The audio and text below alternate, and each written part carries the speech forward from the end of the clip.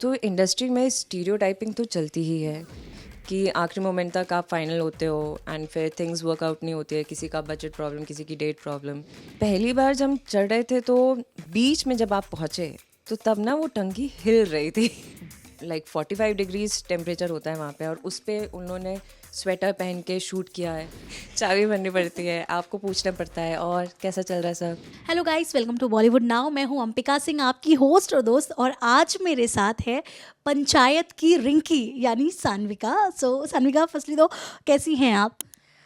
मैं बहुत अच्छी हूँ लेकिन फीलिंग वेरी एग्जॉस्टेड क्योंकि पिछले एक हफ्ते से बहुत काम चल रहा है। सो मज़ा भी आ रही है और मज़ा आ रहा है, ओवरऑल मज़ा आ रहा है। मुझे स्टार्ट ही इससे करना है कि जो सान्विका है वो रिंकी से कितना मिलती जुलती हैं या फिर एकदम ही अलग हैं? अ, हमारी 20% सिमिलैरिटीज़ है, जैसे कि वो कम बोलती है, मैं कम बोलती हूँ, वो समझदार है, मैं समझदार हूँ। उसके अलावा हमारी ज़्यादा सिमिलैरिटीज़ नहीं है। मतलब जैसे ambitions wise I feel I am more ambitious. Rinki अभी उस कश्मकश में है, वो ढूंढ रही है, अपने आप को ढूंढ रही है, क्या करना है लाइफ में, क्या नहीं करना है। उसके आजू बाजू के सर्कमस्टांसेस बहुत डिफरेंट है। तो वो उसकी लाइफ और मेरी लाइफ काफ़ी डिफरेंट है उस सेंस में। सान्विका, आप एक इंजीनियर भी हैं, आपके पास इंजीनियरिंग की भी डिग्री है। सो इस इंडस्ट्री में आने के लिए आप तो एक्टिंग तो आप करना ही चाहती थी, बट वो एक कॉन्फिडेंस आना बहुत ज़रूरी होता है। वो कब आया आपके अंदर एंड कैसे आपने ये कैसे शुरू हुआ सारा कुछ? तो एक्टिंग मेरी फर्स्ट चॉइस नहीं थी। इट वाज कि करते करते वो मैंने ऑडिशन देना शुरू किया तो वो क्रैक होते गए, एंड उसके बाद भी आई वाज एक्सप्लोरिंग कि ये एक्टिंग की फील्ड मेरे लिए सही है कि नहीं है। कि क्योंकि आप लाइफ में पूरी लाइफ देते हो फिर एक्टिंग को, कि आपको नहीं पता आपको सक्सेस मिलेगी कि नहीं मिलेगी, तो उसके लिए पहले आपको इन्जॉय करना ज़रूरी है। तो स्टार्टिंग में जो मैंने रोल्स किए तो उससे मैं I was just experimenting on myself कि whether I really like acting or not. फिर उसके बाद करते करते मुझे मज़ा आने लगा, सो फिर देन आई थॉट कि okay I will go ahead with acting only. चाहे कितना भी टाइम लग जाए, I will do acting only in my life. And फिर उसके बाद आपका दूसरा सवाल क्या था? uh, कि अब आपने ठान ही लिया था कि अब मुझे जाना ही है? या फिर मैंने ठान लिया था कि मुझे जाना है। यस। जब पहला ब्रेक मिला आपको, बिकॉज खुशी तो रहेगी आपकी, बट अंदर डर कितना था कि हाँ मैं जा तो रही डर हूँ? वाला क्वेश्चन था आपका, राइट राइट। तो कॉन्फिडेंस जो रहता है वो, मुझे नहीं लगता है कि कॉन्फिडेंस अंदर से कुछ लोगों का आता है लेकिन कुछ लोगों को फेक करना पड़ता है। तो मुझे ऐसा लगता है कि हमें ज़्यादा नहीं सोचना चाहिए। चाहे मैं हूँ, चाहे मेरे जैसे काफ़ी लोग हैं जिनमें कॉन्फिडेंस की कमी होती है। तो कॉन्फिडेंस की कमी के कारण ना हम कई बार अपॉर्चुनिटीज़ लूज़ कर देते हैं, जो कि नहीं करना चाहिए। अगर अंदर से आपको डर भी लग रहा है, just go ahead and do it. तो वैसे ही मैंने किया। तो जब मैं ऑडिशन रूम के बाहर जाती थी तो मुझे डर लगता था, लेकिन फिर एक पॉइंट के बाद मैंने ऑडिशंस जस्ट मैं वहाँ पे चली जाती थी। इतने सारे लोगों के सामने ऑडिशन देना, तो वो करते करते धीरे धीरे चीज़ें बिल्डअप होती है। आपका कॉन्फिडेंस हो, चाहे आपका क्राफ्ट हो, सारी चीज़ें करते करते बिल्डअप होती है। तो मुझे ऐसा लगता है कि ज़्यादा सोचना नहीं चाहिए, बस शुरुआत कर देनी चाहिए। शुरुआत करना is the most important thing. Yes. Also panchayat की अगर बात करें तो जब पंचायत आपके हाथ लगी, ये इतनी पॉपुलर सीरीज़ थी एंड इसमें जो एक्टर्स है कहीं ना कहीं काफ़ी पॉपुलर एक्टर्स हैं। आपके अंदर कोई डर था कि ओवर शेडो होने का, कि हाँ कहीं मैं इन नामों के पीछे मेरा नाम कहीं दब ना जाए? मतलब मैं, टैलेंट तो आपके अंदर काफ़ी है, बट वो कहीं टैलेंट आपका चुप ना जाए? नहीं, मुझे ऐसा डर तो नहीं था। मुझे ये था कि मुझे उनके लेवल का मतलब परफॉर्मेंस देना है। क्योंकि वो इंटरनली आप स्ट्रेस ले लेते हो, ऐसे कोई बोलता नहीं है कि नहीं नहीं आपको ऐसा परफॉर्म करना है, लेकिन इंटरनली आप सोचते हो कि आपको जस्टिफाई करना है जो काम आपको मिला है, जो रोल मिला है। उसके लिए काफ़ी सारे लोग ऑडिशंस देते हैं। तो आपको जो भी पद मिला है, जैसे अगर मुझे रिंकी का कैरेक्टर मिला है तो उस चीज़ को जस्टिफाई करना है। तो उस चीज़ के लिए मतलब मेरी कोशिश पूरी थी, तो ऐसा डर नहीं था कि क्या होगा, कैसे होगा। लेकिन बस हाँ, जब आप सेट पे जाते हो, आप लोगों को देखते हो बहुत अच्छा परफॉर्म करते हैं, तो वो हल्का सा वो इनहिबिशंस आने लगते हैं कि यार मैं सही कर रही हूँ क्या, गलत तो नहीं हो रहा है। वो थोड़ा बहुत आता है, लेकिन वो धीरे धीरे सेट पे रहते रहते काम करते करते वो अपने आप चला जाता है। तो हाँ, आप बस शुरुआत कर दो। मेरा बस ये कहना है, शुरुआत करो कोई भी चीज़ की, करते करते सब सही हो जाता है। नीना मैम की अगर बात करें तो नीना मैम आपकी मम्मी का कैरेक्टर प्ले कर रहे, उनकी मतलब तारीफ़ें तो मतलब कितनी भी करो बहुत कम है, बिकॉज़ वो कैमरे के सामने कैसे स्विच करना है अपने आप को बहुत ही बखूबी जानती हैं मैम। आपने तो वो सामने ही देखा है शूट करते वक़्त। जब उनको आप टेक लेते देखती थी, आपके मन में क्या चलता था? लाइक वो क्या क्वालिटीज़ जो थी आप सोचती थी कि यार ये मैं यूज़ करने वाली हूँ? अ, जब हम टेक करते थे तो obviously I was very involve in the scene, तो उस वक्त मैं उनको ऑब्जर्व नहीं कर पाती थी। जब मेरे टेक्स नहीं रहते थे उनके साथ, तो तब मैं उनको बैठ के ऑब्जर्व करती थी। एंड मतलब जिस वे में वो डायलॉग देती हैं और बेबाक होके देती हैं, तो वो सारी चीज़ें आप उनसे सीख सकते हो। एंड ऑफ कैमरा भी वो बहुत अनफिल्टर्ड हैं, उनके जो मन में आता है वो ओपनली बोल देती है, तो ये उनकी बहुत अच्छी क्वालिटी है। तो ये भी मुझे ऐसा लगता है कि सीखना चाहिए कि एक अनफिल्टर्ड वर्जन जो होता है, क्योंकि आजकल सब लोग हर चीज़ में फ़िल्टर लगा के बोलते हैं कि चापलूसी मैं नहीं बोलूँगी, लेकिन या सबका फ़िल्टर्ड वर्जन रहता है। लेकिन she is very unfiltered, which I really really like about her. And she will always support you. अगर कोई ऐसी सिचुएशन आती है जहाँ पे एज अ माँ की ज़रूरत पड़ती है आपको, मतलब सेट पे, she will definitely support you 100%। तो ऐसा एक सिचुएशन हुई थी way she was there with me and she supported me. एक लाइन थी, उनने एक लाइन मारी एंड उसके बाद मुझे इतना अच्छा लगा कि मैं क्या बताऊँ। सो या she is very very supportive. I really enjoy season 3 में, मतलब I started enjoying working with her more, क्योंकि आप सीज़न 2 के साथ करते करते एक बॉन्ड बन जाता है ना। तो सीज़न 3 में it was very very smooth and I really like her as a person. वो सिचुएशन क्या था जिस सिचुएशन का आपने ज़िक्र किया? नहीं, वो सिचुएशन मैं नहीं बता सकती हूँ, कुछ चीज़ें होती है जो कैमरे के लिए नहीं होती है, but yeah that thing really brought me close to her ऐसा। सो जितना भी शूट किया आपने उनके साथ, कुछ है कोई ऐसी बातें बताना चाहेंगी कि जो मतलब आपके दिल से लाइक बहुत कनेक्टेड हुआ? बिकॉज आपने पहले भी बहुत सारे शोज़ में काम किया आपने, ये वेब शोज़ में, बट ये पंचायत जो था ये कैसे, एक तो जब सीरीज़ कोई पॉपुलर हो जाती है ना तो रिस्पॉन्सिबिलिटी एक्टर्स के कंधों पे, इनफैक्ट जितनी यूनिट होती है सबके ऊपर ही बढ़ जाती है। क्या बताना चाहेंगे आपका कैसा था सारा ये सिचुएशन को हैंडल करना? देखिए, जैसे जैसे सीजन्स आगे बढ़ते हैं मुझे ऐसा लगता है एक्टर्स के लिए इजी हो जाता है, लेकिन जो मेकर्स होते हैं उनके लिए डिफ़िकल्ट होता है कि अब आगे क्या लिखें, उस चीज़ को कैसे प्रेजेंट करें, क्योंकि ऑलरेडी पंचायत का जो बार है वो बहुत हाई सेट हो चुका है, तो लोगों की एक्सपेक्टेशंस पे खड़ा उतरना, तो वो एक राइटर की और एक डायरेक्टर की जिम्मेदारी ज़्यादा बढ़ा देता है। एंड एक्टर्स के लिए वो इजी हो जाता है, क्योंकि आप अपने कैरेक्टर्स को थोड़ा मोड़ा उनकी दुनिया को आप जानते हो और पहले आप कर चुके हो, तो उसी में थोड़ा सा फॉरवर्ड रहता है। लेकिन एक्टर्स के लिए इजी रहता है, मतलब for me this is what I think. हाँ। ऑल्सो कई बार कई एक्टर्स का ऐसा कहना है कि जब हम सेट पर शूट करते हैं एंड जब बड़ा नाम होता है शो से जुड़ा, तो कहीं ना कहीं इग्नोरेंस फेस करना पड़ता है। आपके साथ कभी हुआ ऐसे पंचायत के सेट पर? नहीं नहीं, जो टीवीएफ का माहौल जो रहता है, जब टीवीएफ के सेट रहते हैं, तो ऐसा आपको बहुत रिस्पेक्टफुली वहाँ पे ट्रीट किया जाता है। तो वहाँ पे एडीज़ हो, चाहे दादा लोग हों, स्पॉट दादा लोग हों, चाहे मेकअप वाले हो या कोई भी हो, वो बहुत अच्छे से आपको ट्रीट करेंगे। वो माहौल बहुत अच्छा रहता है टीवीएफ का। सो मुझे ऐसा कभी फेस करना नहीं पड़ा। इवन जब मेरा सीज़न 1 था, जब मैंने किया था, तब भी मुझे ऐसा कुछ फेस नहीं करना पड़ा था, और सीज़न 2 के टाइम पे भी ऐसा कुछ फेस नहीं करना। इग्नोरेंस वगैरह नहीं, वो एक फैमिली बन जाती है। They make you feel very comfortable. उनकी प्रायोरिटी ही यही रहती है कि एक्टर्स शुड बी कंफर्टेबल, क्योंकि जब तक एक्टर्स कंफर्टेबल नहीं होंगे तो वो स्क्रीन पे नहीं दिखेगा। So they treat you very well. Also water tank जो है उसमें दिखाई काफ़ी जिक्र होता है, लाइक रील्स भी बनते रहते हैं उसके। आई एम श्योर आपके डीएम्स में भी लोग पूछते होंगे कि ऊपर क्यों चढ़ के बैठते थे चाय पीने।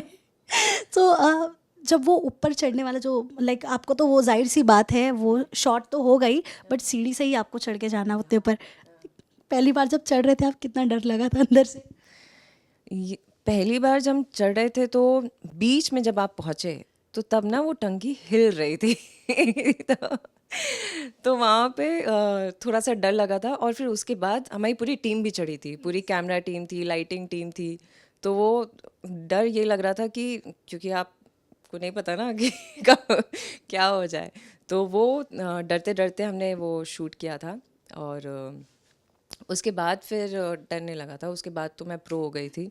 उसके बाद मैं वेट कर रही हूँ कि अब मुझे कब उन लोग वापस टंकी पे चढ़ाएंगे। सो आई एम जस्ट होपिंग कि 7 बजे के बाद मैं टंकी पे चली जाऊँ। या ऑल्सो सान्विका, पंचायत से जुड़ने के बाद आपको मतलब आप क्या सोचते हो मतलब कि आपके करियर में कितना फ़र्क पड़ा है? बहुत फ़र्क पड़ा है। इट्स लाइक पूरी फ्लिप हो गई है लाइफ।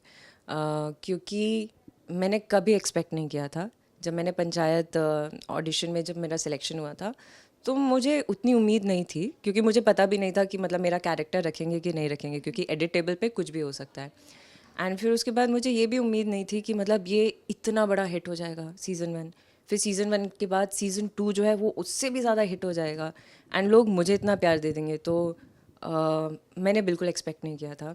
एंड उससे ये हुआ है कि मेरे जो फैमिली है वो बहुत खुश है। तो उनका सेटिस्फैक्शन मेरे लिए बहुत इम्पोर्टेंट है, क्योंकि they have always supported me and if they are happy I am happy. तो yeah my life has change completely. लोग रिकग्नाइज करते हैं, घर वालों को बहुत सारे मैसेजेस आते रहते हैं एंड बहुत तारीफ़ें होती है। तो मैं तो नॉर्मल ही रहती हूँ यूजुअली। मैं बहुत न्यूट्रल हूँ लाइफ में, लेकिन मम्मी पापा को बहुत ज़्यादा खुशी मिलती है। तो they are very very happy, very very happy. So I am very happy for it. काम मिलना कितना इजी हो गया आपके लिए, या फिर पहले बिकॉज इंडस्ट्री इतनी बड़ी है एंड लोग इतने ज़्यादा हैं, तो बहुत ऑप्शनल हो जाता है कि किसको काम मिलेगा किसको नहीं मिलेगा। आपके लिए कितना इजी हो गया एंड अब आपको नए प्रोजेक्ट्स कितने आते हैं सामने से? आजकल नए प्रोजेक्ट्स अपने आप आते हैं एंड ऑडिशन देना पड़ता है ऑफ कोर्स। लेकिन अब यह है कि जो पहले बहुत छोटे छोटे कैरेक्टर्स के लिए आते थे, अब वो प्राइमरी और लीड के लिए आते हैं। सो वो एक कैटेगरी जो है वो चेंज हो गई है। Now people see me as a lead person और they want to try me for different different things. तो ये एक चेंज हुआ है। अब ये है कि मेरे कुछ चीज़ें मतलब I am working on something and फिर कुछ चीज़ें हैं जो it didn't work out for me. लेकिन ऑडिशंस जो है आई एम हैप्पी कि लीड वाले ऑडिशंस आ रहे हैं। सो वो एक जर्नी होती है ना, from like starting from nobody to reaching that lead stage. I think it's a big thing. और मतलब लीड इस्टेब्लिश कर दिया है पंचायत ने मुझे। एंड फिर अब तो इस बार पोस्टर्स पे भी हूँ, होर्डिंग्स पे भी हूँ। सो it's like another feeling for me. So all these things have helped me a lot to grab different projects. अब तो ऐसा हो गया है, टचवुड आगे भी आपको नए नए प्रोजेक्ट मिलते रहे। बट शुरुआत की अगर मैं बात करूँ, जब आप आए थे इस इंडस्ट्री में, तो यहाँ पे जब कुछ नए एक्ट्रेस आते हैं ना, जिनको मतलब नाम बनाना होता है, कई बार ऐसा होता है कि कॉम्प्रोमाइज़ के लिए भी बहुत कॉल्स आते हैं, बहुत सारी चीज़ें होती है, लाइक कास्टिंग काउच का भी आपने सुना होगा बहुत सारा। कभी आपने ये चीज़ें एक्सपीरियंस किया है? नहीं नहीं, मैंने कभी एक्सपीरियंस नहीं किया है ये सारी चीज़ें। और क्योंकि आपको सही लोग मिलना बहुत ज़रूरी है। And if you go to Aaram Nagar, आप सही कास्टिंग डायरेक्टर्स के पास जा रहे हो तो उनका जो प्रोसेस रहता है इट्स वेरी क्लियर। ऐसे कुछ मतलब वहाँ पे नहीं होता है। ये सारी चीज़ें पहले में भी होती होंगी, लेकिन मैंने अपनी लाइफ में या मेरी आजू बाजू की जो फ्रेंड्स हैं जिनके साथ मैं उठती बैठती हूँ, उनकी लाइफ में भी कभी ऐसा ये फेस नहीं हुआ है। सो हमारी इंडस्ट्री काफ़ी चेंज हो रही है। तो ये पहले होता होगा, अभी तो मतलब all the process it's very very clean, very very clean. आप जाओ, ऑडिशन दो, अच्छा लगेगा आप सिलेक्ट हो गए, नहीं होगा तो फिर आप you will try for something else, वैसा। बिना ऑडिशन के कभी कोई काम मिला है आपको? बिकॉज अभी कई कई स्टेटमेंट्स भी ऐसे आए हैं कि बिना ऑडिशन के काम मिलने के मतलब देने के लिए बुलाया जाता है कि हाँ, आपको ऑडिशन नहीं देना है, आप आ जाइए मीटिंग के लिए। ऐसा कुछ कभी आपके साथ हुआ? जो मैंने सेकेंड सीरीज़ की थी उसमें मुझे ऑडिशन देने की ज़रूरत नहीं थी। हाँ, नॉट नॉट पंचायत। पंचायत के बाद मैंने एक सीरीज़ की थी लखन लीला भार्गव करके, तो उसके लिए मुझे ऑडिशन देने की ज़रूरत नहीं पड़ी थी। उसमें मुझे कास्टिंग कौन से कास्टिंग से कॉल आया था, एक कास्टिंग से कॉल आया था कि आपका लुक टेस्ट करना है। I went on the set, मैंने लुक टेस्ट किया एंड डायरेक्टर ने बोला कि ठीक है अपन कल से शूट करेंगे, क्योंकि वो ऑलरेडी वो प्रोजेक्ट शुरू हो चुका था। तो वो आखिरी मोमेंट पे रिप्लेसमेंट थी। तो उस वक्त मेरी मेरा ऑडिशन नहीं हुआ था। बाकी सारी चीज़ें जो मैंने की अपनी लाइफ में, सबके लिए मैंने ऑडिशन दिया। कभी ऐसा हुआ है कि आप किसी प्रोजेक्ट के लिए फाइनल हुए हो और एंड मोमेंट पे आपको रिप्लेस कर दिया गया, किसी और ने आपको रिप्लेस कर दिया है? ऐसा मुझे नहीं पता चला, लेकिन हो सकता है हुआ हो, क्योंकि ऐसे मतलब इट्स वेरी कॉमन कि आखिरी मोमेंट तक आप फाइनल होते हो एंड फिर थिंग्स वर्कआउट नहीं होती है, किसी का बजट प्रॉब्लम, किसी की डेट प्रॉब्लम, या किसी का लुक जा रहा होता है, तो हो सकता है कि मतलब एड्स में या किसी और सीरीज़ में लोगों ने मुझे रिप्लेस किया हो। So I think it's okay, क्योंकि this is how the industry is. जो बेस्ट होएगा किसी प्रोजेक्ट के लिए, किसी कैरेक्टर के लिए, that person will get the part. तो I don't take it very personally. I think मैंने, क्योंकि मेरी जर्नी वैसे वहाँ से शुरू हुई है, तो मुझे नहीं लगता there is anything wrong in that if anyone is replacing anyone. जहाँ पे जो इंसान फिट बैठेगा वहाँ पे उसको वो पार्ट मिलेगा। या ऑल्सो अगर अब आप काम ढूंढने जाते हैं तो आपसे बजट पूछा जाता है? बिकॉज शुरू शुरू में तो ऐसा हुआ होगा कि हाँ जो भी बजट मिले हाँ ठीक है हम कर लेंगे, बट अब ऐसा हुआ है क्या कि सान्विका खुद अपना बजट बताती हैं, हाँ कि मैं ये कैरेक्टर के लिए इतना चार्ज करने वाली हूँ? नहीं नहीं, वो बजट वाली बात तो बहुत आखिरी में आती है। पहले तो आप ऑडिशन दे दो, आप सिलेक्ट हो जाओ, फिर उसके बाद बजटिंग की बात होती है। Like, मैं वही पूछ रही हूँ, मतलब जब एंड मोमेंट पे ऐसे पूछा जाता है आपसे कि मतलब आपका बजट क्या है एंड आपने बताया है, लाइक अब वो पोजीशन आ गया आपका कि आप अपना बजट खुद बता रहे हो? हाँ, मतलब अगर एक्टर्स अपना बजट बताते हैं तो प्रोडक्शन भी अपना बजट बताते हैं। तो ऐसा नहीं है कि सिर्फ हमने बताया तो वो हो गया। It is always a negotiation that works. हाँ। बजट पे ज़्यादा बात नहीं करूँगी, अभी काम करना है। ऑल्सो सान्विका, जब एक इंसान ऊंचाई हासिल करता है अपनी लाइफ में, जैसे सक्सेस आप धीरे धीरे सीढ़ियाँ चढ़ रही हो, तो कहीं ना कहीं अहंकार आ जाता है लोगों के अंदर, एक घमंड कहते हैं जिसे। आपके साथ अभी वो फेज़ आया है या नहीं, कि और वो आएगा अभी कि नहीं? बिकॉज शुरू में तो सब कहते हैं हाँ नहीं होगा, बट ऐसा देखा गया है सिचुएशन के कुछ ना कुछ ऐसा सिचुएशन आता है कि इंसान बदल जाता है। आपके साथ कभी होने वाला है ऐसा? नहीं, मुझे तो नहीं लगता, क्योंकि जो सीज़न 2 के बाद जो एकदम से जो फेम और सक्सेस मिला था, मुझे तो उस पे भी यकीन नहीं हो रहा था। एंड मैं तब भी बहुत नॉर्मल थी, आज भी मैं बहुत नॉर्मल हूँ। एंड मेरा ऐसा नहीं है कि मतलब मैं यहाँ नहीं जाऊँगी, मैं वहाँ नहीं जाऊँगी, या मैं ऑटो से नहीं घूमूंगी, या पब्लिक ट्रांसपोर्ट यूज़ नहीं करूँगी। ऐसा नहीं है। I am very normal. जो मैं पहले थी वो मैं अब भी हूँ। बस ये है कि जब मैं सेट पे जाती हूँ तो I just want like basic treatments to be given properly, and I just want like people to respect me, जो कि मुझे ऐसा लगता है कि हर आर्टिस्ट डिज़र्व करता है। आर्टिस्ट क्या, हर इंसान डिज़र्व करता है टू बी रिस्पेक्टेड। काम अपनी जगह होता है, और एक जब आप किसी से बातचीत करते हैं तो वो अच्छे से होना चाहिए। That is all I expect. तो ये बस चाहिए। घमंड तो मुझे नहीं लगता आएगा। हाँ। उड़ाना भी नहीं चाहिए। ऑल्सो अगर पंचायत की बात करें तो जो लोकेशन दिखाया हुआ है एंड जो गांव का माहौल है, बिकॉज ऐसा होता है ना कि जो लोग मुंबई जैसे शहर में या कहीं वैसे शहर में सिटी में किसी पले बड़े हो ना, उनको गांव से बहुत ज़्यादा कनेक्ट हो जाते हैं। एंड आप देख सकते हैं पंचायत एक वही वजह बनी है, लाइक लौकी, अगर लौकी की बात करूँ तो सब्जियों वालों को पंचायत के बाद से फ़ायदा हो गया, बिकॉज लोगों को लौकी में इंटरेस्ट आने लगा है। सो उन लोकेशन की अगर मैं बात करूँ, उस लोकेशन पे शूट करना आपके लिए इजी था या डिफ़िकल्ट था? वो लोकेशन में, जिस गांव में हम शूट करते हैं, वहाँ पे शूट करना बहुत इजी है। मतलब वहाँ के लोग जो हैं बहुत कोऑपरेटिव है, बहुत कोऑपरेटिव है। और बस एक चैलेंज रहता है वहाँ पे वेदर का, क्योंकि अगर आप गर्मी में जा रहे हो तो वहाँ पे बहुत तेज़ धूप रहती है। ठंडी का सीज़न इज़ फाइन, लेकिन बरसात का सीज़न रहता है तो हमें शूट करने में प्रॉब्लम आती है, क्योंकि साउंड आता रहता है, या कीचड़ हो जाता है वहाँ पे। तो थोड़ा वेदर का प्रॉब्लम रहता है, लेकिन अपार्ट फ्रॉम दैट बहुत अच्छा गांव है, बहुत साफ़ सुथरा गांव है, और वहाँ के लोग उससे भी ज़्यादा अच्छे हैं। वेदर के वजह से कभी कुछ ऐसा सीन हुआ है, बीटीएस बताना चाहें आप अगर कुछ, जिसके वजह से मतलब परेशानी में तो थे आप लोग सारी कास्ट, लेकिन मज़े भी बहुत आए? वेदर गर्मी में बहुत हालत ख़राब होती है। तो सीज़न 1 के टाइम पे गर्मी में लोगों लाइक 45 डिग्रीज टेम्परेचर होता है वहाँ पे, और उस पे उन्होंने स्वेटर पहन के शूट किया है। तो लोग ना, मतलब आर्टिस्ट चिड़चिड़ करने लगते हैं, क्योंकि बहुत ज़्यादा गर्मी रहती है, और फिर टेक्स पे टेक्स, टेक्स पे टेक्स। तो बहुत चिड़चिड़ाहट होने लगती है, तो वो डिफ़िकल्ट हो जाता है। एंड सीज़न 2 के टाइम पे हम फिर शूट कर रहे थे, तो इस बार थैंकफुली हम लोग के पास स्वेटर वगैरह नहीं थी। लेकिन इतनी ज़्यादा धूप थी कि मतलब फेंट वाली सिचुएशन आ रही थी। मतलब काफ़ी जो एडीज़ वगैरह थे वो भी फेंट हो रहे थे, एक्टर्स भी जो थे उनको डिजीनेस हो रही थी because of that extreme weather condition. Apart from that it is very smooth. Yeah Sachiv जी की अगर बात करूँ मैं, काफ़ी कमाल का आप लोगों का जो भी दिखाया हुआ है कनेक्शन उसमें कमाल का है, लोगों को काफ़ी पसंद भी आ रहा है बिकॉज़ गाँव-वाँव में ऐसे ये लुका-छुपी वाला खेल तो वैसे भी लोगों को काफ़ी पसंद है। क्या बताना चाहेंगे आपका कैसा एक्सपीरियंस रहा उनके साथ काम करके जितेंद्र के? अरे बहुत प्यारा एक्सपीरियंस रहा। जीतू बहुत क्यूट प्यारा सा बंदा है। एंड वो जो नेचुरली है ना, आई थिंक वही उसके कैरेक्टर्स में भी कन्वे होता है। एंड उसके साथ मुझे काम करने में बहुत मज़ा आता है।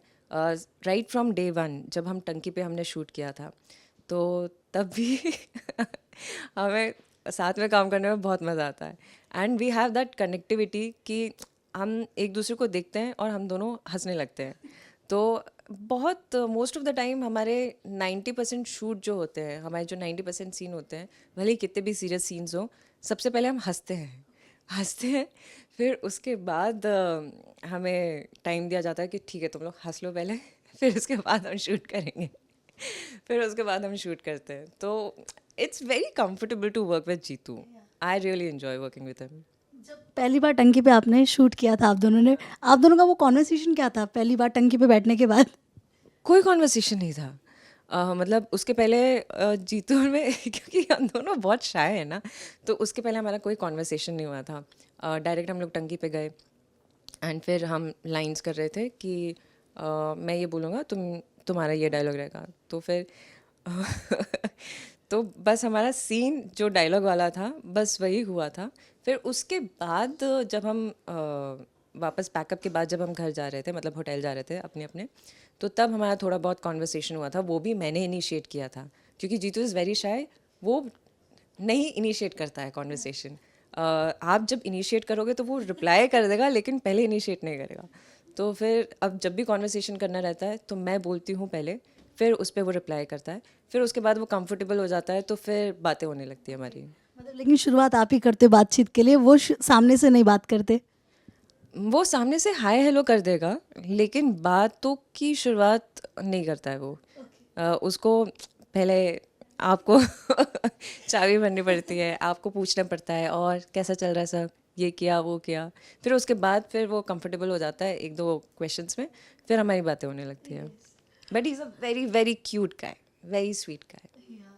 ऑल्सो क्या कॉम्प्लिकेशंस आपको इंडस्ट्री में झेलने पड़े? बिकॉज एक होता है ना, कोई भी हो, मतलब कोई भी इंडस्ट्री हो, वहाँ पे अपने लिए जगह बनाना बहुत थोड़ा डिफ़िकल्ट तो होता ही है बिकॉज डिफ़िकल्टीज नहीं है ना तो इंसान को उस काम की कदर नहीं होती है।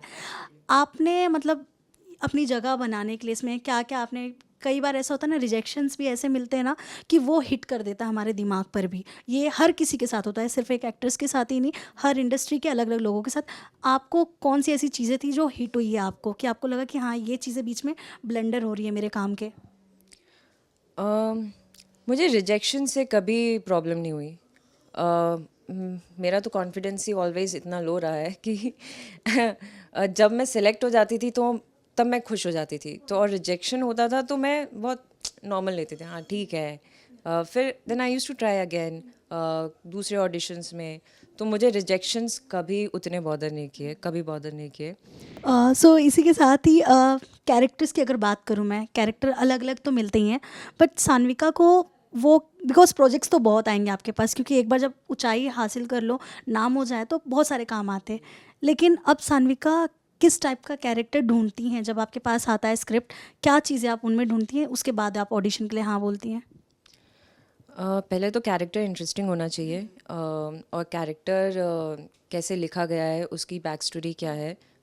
तो जब आपको सीन आता है तो कैरेक्टर ब्रीफ लिखा हुआ रहता है, तो वो मैं देखती हूँ कि वो कैसा है, और ओवरऑल सिनॉप्सिस मैं जानना चाहती हूँ कि स्टोरी कैसे रिवॉल्व हो रही है, स्टोरी किस तरीके में दिखाई जा रही है। क्योंकि कई बार होता है कि आपको जब नरेशन मिलता है किसी भी चीज़ का, तो वो जब नरेशन आपको बताएंगे, वो बताएंगे ऐसे जैसे आपका ही कैरेक्टर सबसे इम्पॉर्टेंट है इसमें, लेकिन ऐसा नहीं होता है क्योंकि ऐसा कई बार हुआ है मेरे साथ कि आप कोई चीज़ कर लेते हो और फिर आपको बताया जाता है कि oh this is very important, आपके कैरेक्टर के बिना तो स्टोरी आगे ही नहीं बढ़ेगी, लेकिन वो ओवरऑल उसमें बहुत छोटा सा वो स्क्रीन स्पेस रहता है और उतना इम्पॉर्टेंट भी नहीं रहता है टू बी ऑनेस्ट, लेकिन आपको नरेशन वैसा मिलता है। तो पहले जो स्क्रिप्ट आती है, ऑडिशन स्क्रिप्ट, वो इंटरेस्टिंग लगनी चाहिए, बैक स्टोरी उसकी इंटरेस्टिंग लगनी चाहिए, फिर ऑडिशन ब्रीफ क्या है, एंड फिर उसके बाद आप पूछते हो कि मतलब ये कितना इम्पोर्टेंट है, ये प्राइमरी है या लीड है। फिर उसके बाद अगर आपको इंटरेस्टिंग लगता है तो then I give the audition, and अगर बहुत इंटरेस्टिंग लगता है तो मैं तो तुरंत ऑडिशन देना पसंद करती हूँ। तो मैंने एक कैरेक्टर का ऑडिशन दिया था जो कि I really wanted to do, Santosh movie जो अभी कांस के लिए गई है, संध्या सूरी जी की, तो उसके लिए मैंने ऑडिशन दिया था and I really wanted to do that, but somehow वो इट डिडंट वर्क आउट। लेकिन मैंने मुकेश छाबड़ा वहाँ पे अपना ऑडिशन दिया था। सो हाँ, कई बार चीज़ें नहीं वर्कआउट करती है, but you really want things कि अरे ये मिलना चाहिए था। So that is one of the characters that I really wanted to do. उसमें वो कहानी जो है संतोष की, वो बहुत प्यारी कहानी है, एंड उसी टाइप के मतलब मैं रोल्स करना चाहूँगी जो स्ट्रॉन्ग हो, लीड रोल्स हो और विमेन को अच्छे वे में प्रेजेंट किया जाए, सिर्फ ग्लैमर के पर्सपेक्टिव से नहीं प्रेजेंट किया जाए। अगर ग्लैमर है भी तो उसमें कोई बुराई नहीं है, लेकिन उसका कोई आँख होना चाहिए। जो हीरोइन है उसका कोई एक अस्तित्व होना चाहिए, उसकी कोई आँख होना चाहिए, and she should support the story, not just for glam and दो सीन्स या दो गाने। That should not how women should be represented, ऐसा। ऑल्सो ये मिडिल क्लास फैमिली दिखाना ऑन स्क्रीन, ये आपके लिए कितना मतलब मैटर करता है या नहीं? बिकॉज आप पंचायत में मिडिल क्लास फैमिली से दिखाई गई हैं, आगे अगर आपके पास कोई शो आया सेम, अगर वही आपको मिडिल क्लास फैमिली वाली लड़की दिखाना पड़े वो मेकर्स को, तो क्या आप रेडी रहेंगी? मैं मिडिल क्लास रोल ज़रूर करना चाहूँगी क्योंकि मैं खुद मिडिल क्लास बैकग्राउंड से आती हूँ, एंड हमारी इंडिया की आधी जनता मिडिल क्लास बैकग्राउंड से आती है। तो अगर उस चीज़ को, जो भी स्टोरी है या जो भी कैरेक्टर है, उसको अच्छे ट्विस्ट के साथ या कुछ नए फ्लेवर के साथ उसको प्रेजेंट किया जाए तो I will definitely do it. लेकिन वही हो जाता है कि कई बार उसको बहुत रिपीटेटिव फॉर्म में उसको प्रेजेंट किया जाता है। सेम अगर रिंकी है तो उसी के थोड़ा सा आगे पीछे वो होएगी चीज़, लेकिन अगर उसको कुछ फ्लेवर्स में हो तो अच्छे से प्रेजेंट किया जा रहा है तो I will definitely do it. I would love to be a good middle class girl. And also, like all class of girls, yeah, not only middle class, आप कोई सी भी class दो, as an actor, I would love to do all kind of roles. But आपको किस तरह के roles ज़्यादा मिलते हैं कि आपको लगता है कि हाँ, कि बार बार मुझे ऐसे ही रोल्स क्यों ऑफर हो रहे हैं? कभी ऐसे दिमाग में आया कि हाँ, ये ऐसे रोल्स के ही लिए क्यों अप्रोच किया जा रहा है? बिकॉज आप एक एक्टर हैं तो बहुत सारी चीज़ें वो बैलेंस करके ही चलना पड़ता है आप लोगों को, बिकॉज आप एक पब्लिक फिगर होते हो, लोग आपको फॉलो करते हैं, चाहे वो सोशल मीडिया हो, हर जगह मतलब एक होता है, बिकॉज आप कहीं बाहर भी जाओगी तो अब तो इतना फेम मिल चुका है आपको कि लोग पहचानने लगे हैं। वो टचवुड, ये बहुत ज़्यादा इंपॉर्टेंट होता है एक्ट्रेस के लिए। बट आपने कभी सोचा ऐसे कि यार बार बार मुझे ऐसे रोल्स के लिए ही क्यों अप्रोच किया जा रहा है? तो इंडस्ट्री में स्टीरियोटाइपिंग तो चलती ही है, चाहे वो मेरे लुक को लेकर हो, चाहे कोई बहुत फेयर लड़की हो उसको लेकर हो, चाहे कोई चबी हो तो उसको लेकर हो। तो अगर कोई चबी है तो उसको बबली रोल वैसे ही उसको प्रेजेंट किया जाएगा, कोई गोरी है तो उसको सिर्फ मीन रोल्स या वो वैसे हाई फाई वाले या सोबो टाइप के रोल्स ही ऑफ़र होते हैं मैक्सिमम टाइम्स। एंड कोई डस्की है तो डस्की में यूजुअली मिडिल क्लास वाले रोल्स आपको ऑफ़र होते हैं जो उस बैकग्राउंड से आते हैं। तो ये स्टीरियोटाइपिंग जो है वो है, इंडस्ट्री में ही एग्जिस्ट करती है। एंड अगर आपने कोई भी एक टाइप का कैरेक्टर कर लिया, फॉर एग्जांपल आपने जर्नलिस्ट कर लिया, तो आपको फिर जर्नलिस्ट वाले ही रोल्स आएंगे जो सिमिलर होंगे, या तो कॉर्पोरेट वाले या जर्नलिस्ट वाले। तो वो स्टीरियोटाइपिंग इंडस्ट्री में ही है, तो उसको मुझे ऐसा लगता है कि एक्सपेरिमेंट होते रहना चाहिए। बीइंग एक्टर ये चीज़ें आपको कितनी बॉदर करती हैं कि मतलब यार कहीं थोड़ा तो आगे बढ़ो, ऐसा होता आपके अंदर? बॉदर तो नहीं करती है, टू बी ऑनेस्ट, क्योंकि मैं बहुत यूज्ड टू हो गई हूँ और मैं बहुत न्यूट्रल तरीके से चीज़ें लेती हूँ, तो बॉदर नहीं करती है। जो जो चीज़ें आती रहती है I handle it very positively. अगर किसी चीज़ से मुझे दिक्कत होती है तो then I try to figure out कि अगर मुझे एक ही टाइप के रोल आ रहे हैं तो ऐसा क्यों हो रहा है। Maybe I am presenting myself only in a certain way. अगर आप अपने आप को अलग अलग लुक्स में प्रेजेंट करोगे तो मे बी कास्टिंग डायरेक्टर्स या डायरेक्टर्स वो आपको डिफरेंट तरीके में भी विजन कर पाएंगे।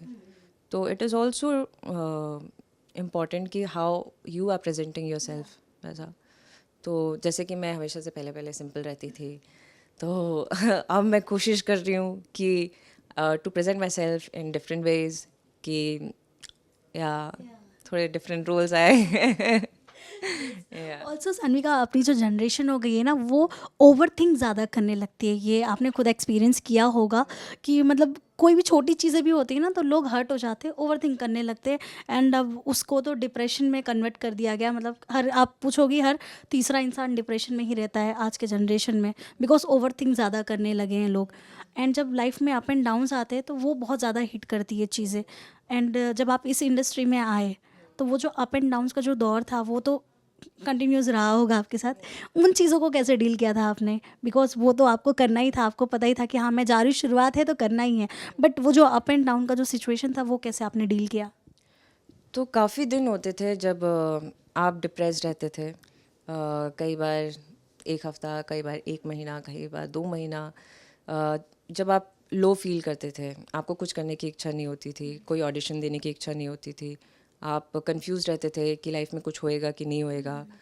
लेकिन फिर अचानक से आप में वो एक एनर्जी आती है, वो एक दिन फिर मतलब डिप्रेशन वाले वो फेस, डिप्रेशन नहीं बोलूँगी, वो आपके लो फेस के बाद, डाउन फेस के बाद आपको अचानक से एनर्जी आती है एंड फिर आप बोलते हो कि नहीं अब तो मैं करूँगी, ये मेरे को करना है करना है। आप फिर पहुँच जाते हो ऑडिशन रूम में और फिर आप ऑडिशन देना शुरू कर देते हो और फिर करते करते चीज़ें बनने लगती है। या कुछ आप कुछ नया ट्राई करते हो कि चलो वर्कशॉप कर लेते हैं या कुछ दूसरी एक्टिविटी डांस कर लेते हैं या कुछ। तो आपको अपने आप को कहीं ना कहीं बिज़ी रखना पड़ेगा जब क्योंकि जब आप इनिशियल स्टेज में रहते हो तो आपके पास बहुत खाली टाइम रहता है। ऑडिशंस तो आप दोगे लेकिन उसके अलावा आप क्या करोगे? तो you have to keep doing something something जिससे आप ऑक्यूपाइड हो। या तो आप कोई थिएटर ज्वाइन कर लो या कोई डांस क्लास या कोई भी एक्टिविटी जो आपको इन्हांस करे। तो हाँ, तो मैं अपने आप को बिज़ी रखती थी, कोशिश करती थी। There were days where I used to feel very low, but फिर अपने आप को मैं पुल अप करती थी कि no no, you have to do it, you have to try at least before giving up. Give up का तो खैर ख्याल मुझे आता नहीं कभी। मुझे गिव अप करना नहीं आता। रेस्टिंग डेज़ बहुत रहते हैं, लेकिन गिव अप नहीं कर सकती मैं। बट जब घर और फैमिली छोड़कर आप मुंबई आए तो आई एम श्योर आप पीजी वगैरह में कहीं रहे होंगे? पीजी में नहीं रही थी मैं, हमारा एक 1 BHK था एंड वहाँ पे हम 6 लड़कियाँ रहती थी and it was very nice. Those all the 6 girls were like so nice and so loving. बहुत अच्छा था। It was not a PG. Mumbai का खर्चा भी बहुत ज़्यादा होता है, जैसे कि आप देख सकते हो। पीजी मतलब आप फ्लैट में भी रहे होगे फ्लैटमेट्स के साथ, तो बहुत सारी चीज़ें होती हैं, लाइक खाना पीना, इलेक्ट्रिसिटी बिल, बहुत सारी। तो कभी ऐसा हुआ था कि मतलब आपके बैंक अकाउंट में पैसे बहुत कम हो गए हो? मतलब वो अमाउंट देख के मतलब 100। ये तो आज भी होता है। उस टाइम की तो आप बात ही छोड़िए, वो तो अभी भी होता है। क्योंकि उस टाइम पे खर्चे ज़्यादा होते थे, उतनी इनकम नहीं रहती थी। पापा घर से जो सपोर्ट आता था उसी में आपको पूरा खर्चा चलाना रहता था। तो कई बार देवर डेज़ की स्ट्रगलिंग उसमें वो चला जाता था। लेकिन वो दौर तो अभी भी है क्योंकि अब एक्सपेंसेस मेरे बढ़ गए हैं और मुझे फाइनेंशियल अपने फाइनेंसेस को कैसे हैंडल करना है वो थोड़ा सा वीक है। जब जैसे ही आते हैं तो यहाँ उड़ाती हूँ वहाँ उड़ाती हूँ, तो वो थोड़ा सा मुझे कंट्रोल करना है। लेकिन हाँ, सिचुएशन हुआ था कि अकाउंट में 0 रुपीज़ भी रहते हैं। मतलब उस टाइम पे ऐसा सिचुएशन आया था कि आपके अकाउंट में कुछ भी नहीं बचे थे? हाँ हाँ, बहुत बार आता है और ये सबके लाइफ में आता है कि आपके अकाउंट में 0 रुपीज़ रहते हैं। फिर भी आप सर्वाइव कर लेते हो। आपके कई बार आपके दोस्त लोग हेल्प कर देते हैं, कई बार आपकी फैमिली आपकी हेल्प कर देती है। कई बार आप जो एक तो हाँ, इंडस्ट्री में आप जब काम करते हो ना तो मुझे ये लगता है कि पेमेंट आपको मतलब ज़्यादा से ज़्यादा 1 महीने में मिल जानी चाहिए ना, मैक्स टू मैक्स। यहाँ पे 3-3 महीने हो जाएँगे, आपके पेमेंट्स नहीं आते हैं एंड समटाइम्स आपको अपनी पेमेंट्स के लिए खुद लड़ना पड़ता है कि पेमेंट्स टाइम पे नहीं होती है। तो मेरा तो चलो फिर भी ठीक है कि I have my family to support me, लेकिन कुछ लोग होते हैं जिनकी फैमिली सपोर्ट नहीं करती है या who are on their own. तो मुझे ऐसा लगता है कि उनके लिए थोड़ा सा डिफ़िकल्ट हो जाता है, जो इकोनॉमिकली उतने स्ट्रांग नहीं होते हैं, तो उनके लिए बहुत डिफ़िकल्ट हो जाता है। तो ये पेमेंट वाला चीज़ आई फील कि they should clear it ASAP, है ना? So, आपका पेमेंट रोका गया था कभी, मतलब 3 मंथ से ज़्यादा, लाइक ये तो जनरली 3 मंथ्स रोका जाता है एक्ट्रेस के पैसे, जितना मुझे पता है। आपके उससे ज़्यादा रोके गए कभी? एक्ट्रेस की बात नहीं है, कोई भी एक्टर हो, चाहे छोटा एक्टर हो बड़ा एक्टर हो, हाँ मतलब बड़े जो लीड एक्टर्स होते हैं उनका निकल जाता है क्योंकि दे हैव मैनेजर्स। लेकिन जिनके मैनेजर्स नहीं होते हैं और जो 1 डे 2 डे के लिए आते हैं काम करने के लिए, उनके लिए ना बहुत पोस्टपोन होते रहते हैं कि अरे अभी नहीं आई है, अभी नहीं आई है, तो वो बहुत डिले कर देते हैं। और ये सिर्फ एक्टर्स के साथ नहीं होता, ये बहुत सारे आर्टिस्ट के साथ होता है। आर्टिस्ट इन द सेंस कि जो एडीज़ हो गए, आपके साउंड वाले हो गए, आपके म्यूजिशियंस हो गए, या कोई भी बोल लो, ठीक है। मतलब बहुत हमारी इंडस्ट्री बहुत बड़ी है ना, फील्ड बहुत बड़ी है। ग्राफिक डिज़ाइनर बोल लो या कोई भी डिज़ाइनर बोल लो आप, तो पेमेंट्स टाइम पे नहीं होती हैं। तो यस सानिका, ये जो अब अपकमिंग सीज़न हमारा 28 को जो रिलीज़ होने वाला है, लेकिन टीवीएफ ने मुझे टाइम से पेमेंट की है। आई आई लव टीवीएफ। सो सानिका 28 को थर्ड सीज़न आ रहा है आपका। कितना धमाल मचने वाला, बिकॉज मैं इतना तो नहीं पूछ सकती आपसे कि स्टोरी क्या होगी, वरना मज़ा नहीं आएगा, बट हाँ, क्या ट्विस्ट एंड टर्न्स देखने मिलेंगे? धमाल बहुत होने वाला है, बहुत ज़्यादा एंटरटेनमेंट मिलने वाला है लोगों को, और लोग बहुत हंसेंगे।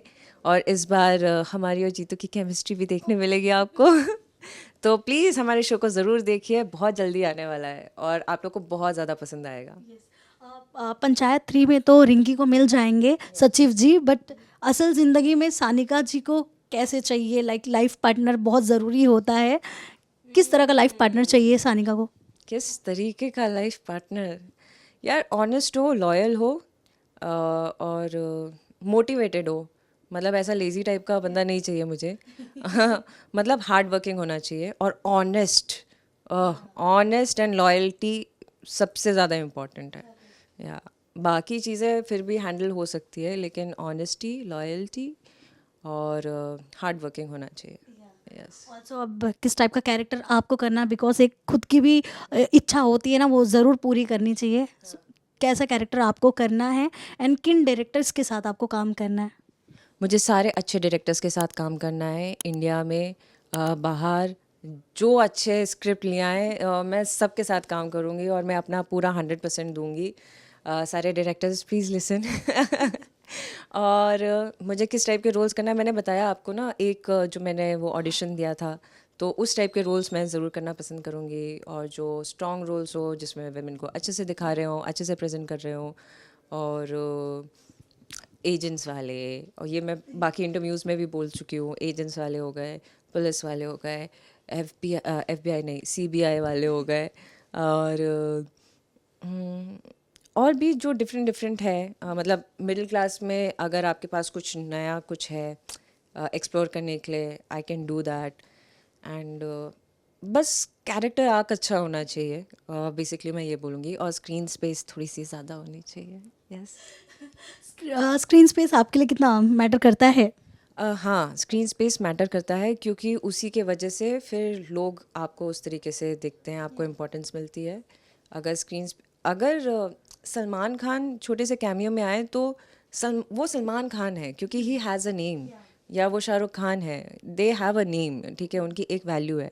लेकिन अगर इनिशियल स्टेज में आपको स्क्रीन स्पेस कम मिलती है तो अ, आपकी जो वैल्यू रहती है ना, वो उतनी नहीं रहती है। मतलब वो उतनी नहीं मिलती है। मैं कैसे एक्सप्लेन करूँ, लेकिन हाँ।